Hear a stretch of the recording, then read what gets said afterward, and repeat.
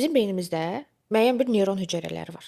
Yəni 100 milyon, 200 milyon nə Okay. qədərdirsə. Onlar bir-biri ilə belə bağlıdırlar. Mən əgər hər gün eyni kitabı oxuyuramsa, eyni məlumatı alıramsa, o hüceyrələr başlayır bir-biri ilə belə sıx əlaqə yaratmağa. Və dişimizi necə fırçalayırıq? Bizə birinci uşağa öyrədirsən dişi fırçalamağı, düzdürmü? Dişi fırçalayır və onun beynində o diş fırçalamağa uyğun neyron birləşməsi olur. Aha. Və hər dəfə o hamama girib diş pastasını diş şotkanın üstünə sürtəndə o bilir ki, dişi belə fırçalayırlar. Çünki onun beynində o neyron birləşməsi var. Yeni bir məlumat əldə eləyəndə, o birinci dəfə biz hər hansı bir məlumatı əldə eləyəndə neyron birləşmələri bir-biri ilə belə birləşmək istəyirlər. Mən onu təkrarlamasam, onlar qopurlar bir-birindən.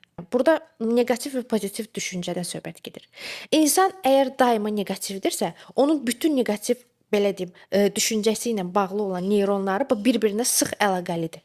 Və sən deyirsən ki, mən bir dəfə onları ayırım bir-birindən. Amma pozitivə gələndə bir dəfə düşünürsən, bir dəfə lazım deyil, onsuz da olmayacaq, onsuz da olacaq. Boş şeylərdir hamısı bağlanmır.